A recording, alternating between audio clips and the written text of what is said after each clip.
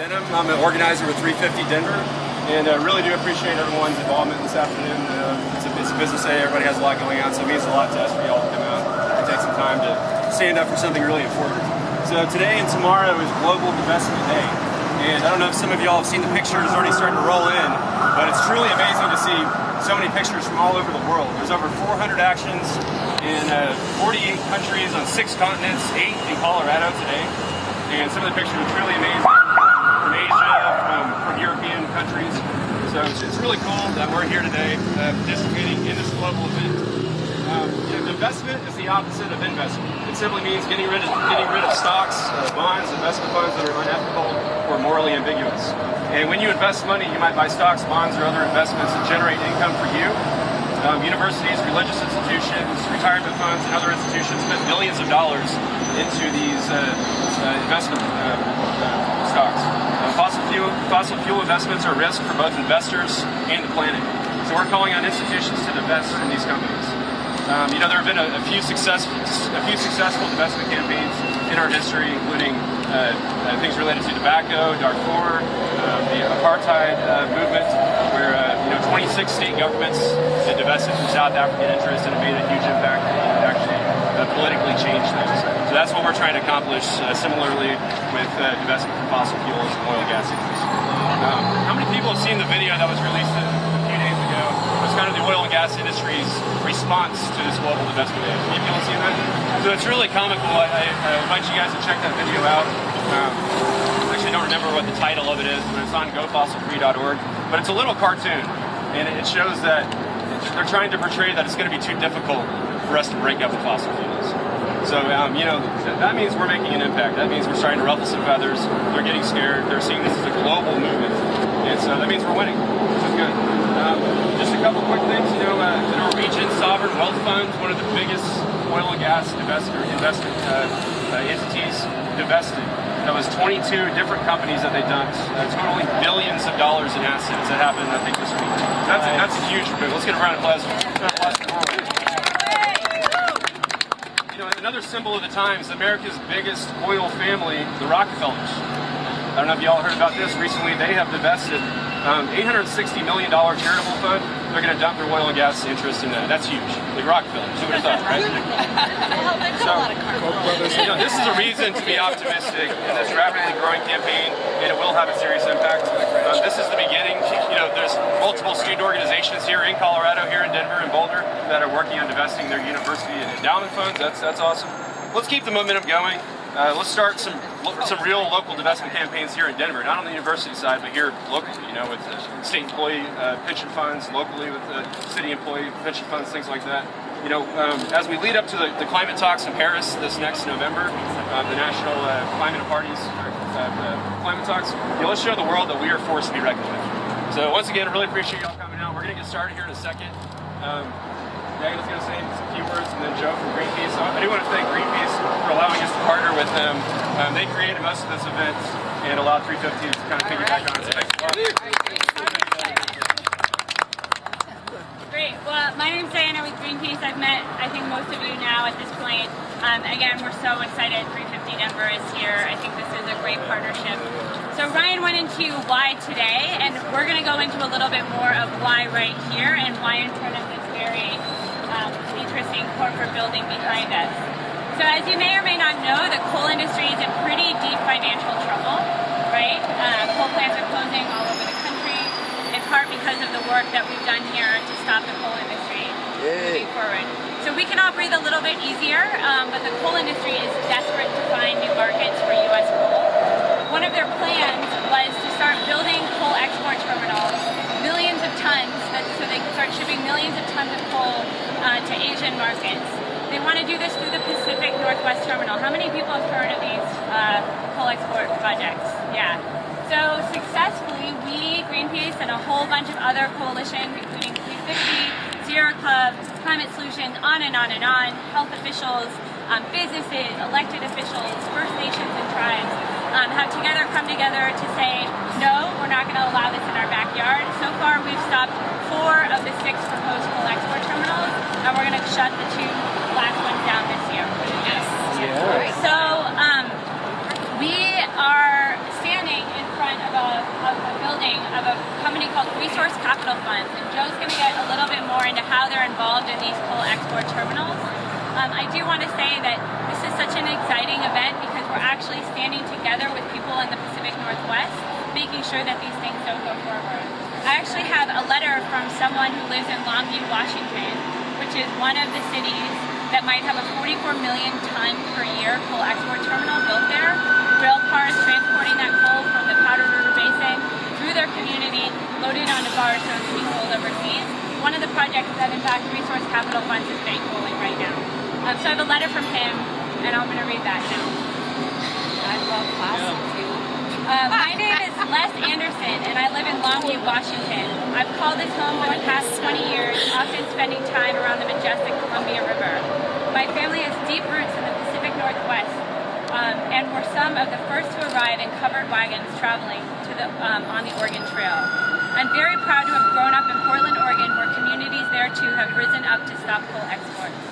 Coal companies like Amber Energy have planned to build a massive coal export facility in my community, shipping up to 44 million tons of coal through this port annually to sell overseas.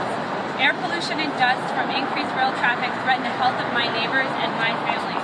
Coal contains mercury, arsenic, lead, and other harmful agents. Coal contamination in the Columbia River would devastate our local fishing economy and pollute a major food source that people up and down the Columbia rely on. Thousands of people have spoken up against these coal export projects in my region, including hundreds of health professionals, elected officials, tribes, and faith leaders.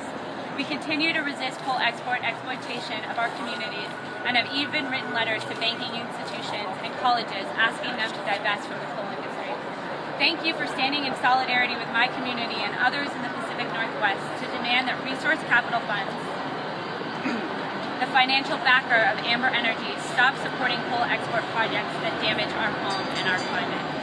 So that was written to this group of people from Les. So thank you. I'm going to pass it to Joe, who's going to get a little bit more into Resource Capital Funds. Okay, cool. Thanks, Diana. So yeah, Resource Capital Funds. Most of us have never even heard of this company. This is a private equity company, right? So they're taking money from all sorts of institutional investors and then deciding what to put that money, right? Various mining projects. They're focused on mining projects all over the world, right? And they, a couple of years ago, they put millions of dollars into this company called Amber Energy, which is pursuing 2 of these coal export proposals in Oregon and Washington.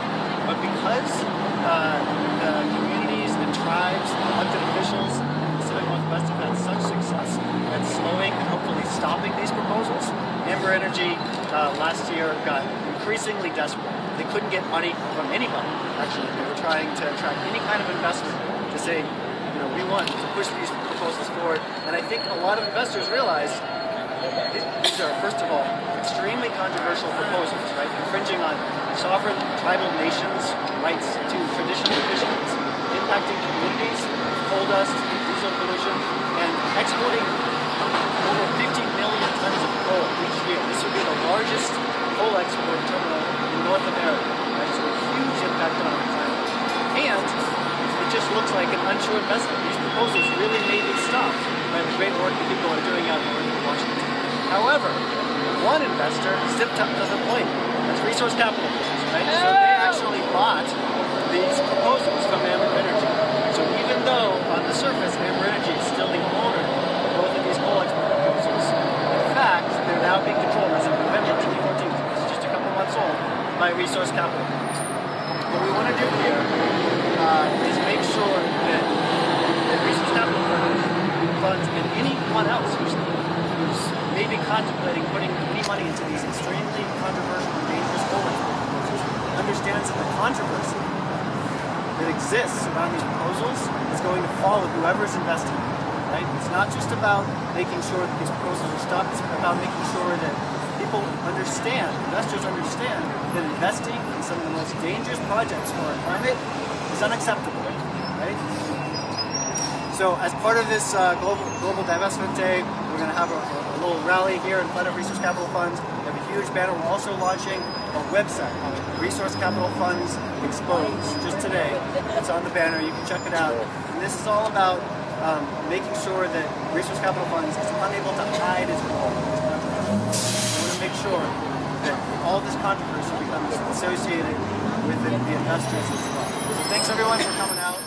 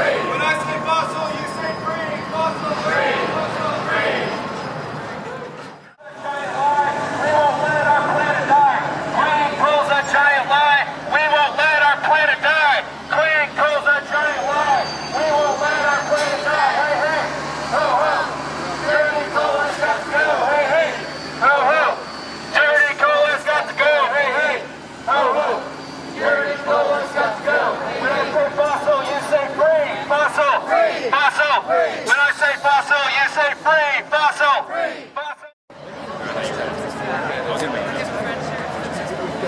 All right. How's everyone feeling?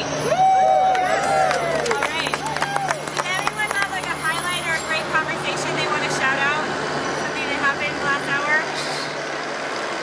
We ran off the competition. We love fossil fuels, yeah. Yeah, we love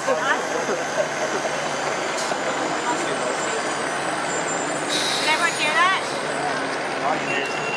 The guy in the suit over there is a proponent of finding alternatives, but a little reluctant to say we're there yet.